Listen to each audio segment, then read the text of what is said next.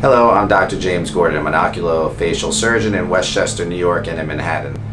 I was the first physician to use the LightPod Era erbium laser, and I've really enjoyed the outcomes of the laser and the experience with it. It's very easy to use. I'm very risk adverse, and I do get anxious when there's someone with very dark skin. So I came up with the idea of treating patients with a subablative technique where you don't see such blanching and the white skin sloughing that you get when you're using the erbium laser as traditionally used. So I treated about 10 patients, and it's quite interesting to see how you can still heat up the epidermis, and there's still improvements in the skin texture due to collagen changes, and patients, surprisingly, after just one treatment, felt significant improvement in their skin tone and texture. I want to have you meet some of these patients. And I noticed after a couple of days, once the healing was done, the color was much more evened out. Also, the skin was much more smoother, tighter, which I really enjoyed. I noticed that my skin had a little bit of patchiness to it.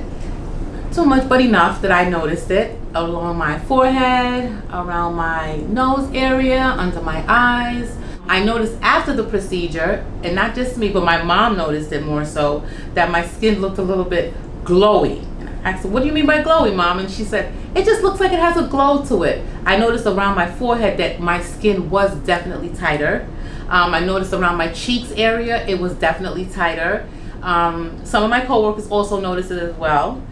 And I think it was a great experience. I would do it again, definitely. I think the results came out wonderful. I noticed that I had some lines in my forehead. That was my biggest concern around my forehead. I don't notice them as much. And also with between my eyes, around my nose area here, it has a little bit of a line. I don't notice it as much.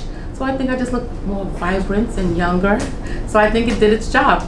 With the results, probably about maybe 2 days after, I noticed that my skin was more even and it had like a glow to it, which it didn't have before. So I was very satisfied with that. I was very happy with that. And actually people that I know, they would ask me like, "Oh, what foundation are you wearing?" And I'm like, I'm not a girl that wears makeup every day. I just don't. So it was just like such a compliment to me that I just looked like I was wearing like a full face of, foundation and cover up when I didn't. My skin was much more even tone.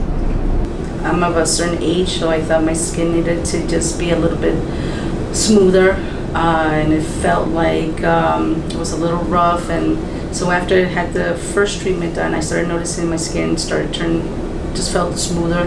After the second, it was smoother and lighter, and it just brighter. It just made me feel good when I had it done. Did any friends or family notice any difference to your skin? One of my friends did. One of my friends says, "I don't really like to talk about what I do to my skin. I prefer people, if they notice something, then they'll say it." But one of my friends did. She noticed that my skin she kept asking, like, "Are you doing something new? Are you applying a new makeup?" And I said, "Why?" And she goes, "Because your skin is very smooth." I said, "No, I'm doing a new laser treatment."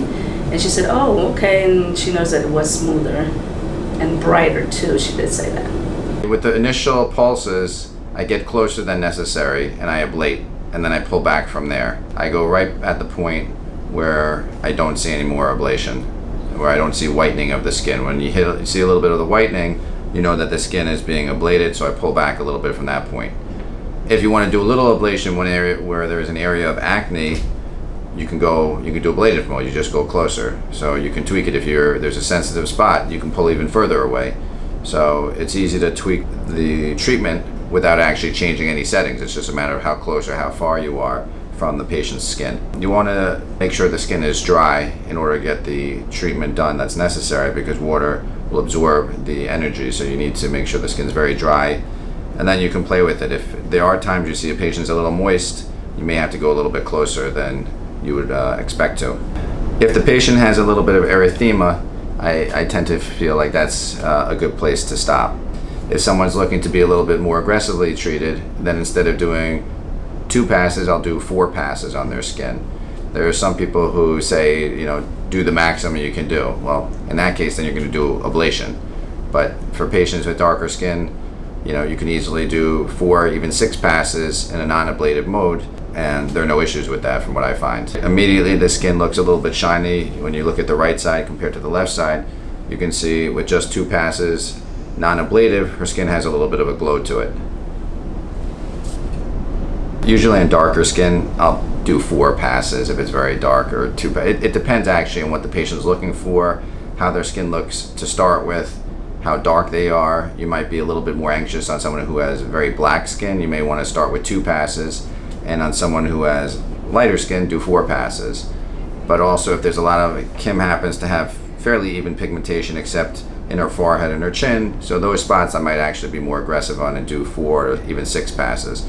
Someone with acne, you probably want to do with 6 passes. Someone who says, oh, you know what, I'm going to be in the sun in 2 weeks, you want to only do a couple of passes. You don't want to treat someone aggressively prior to being in a sun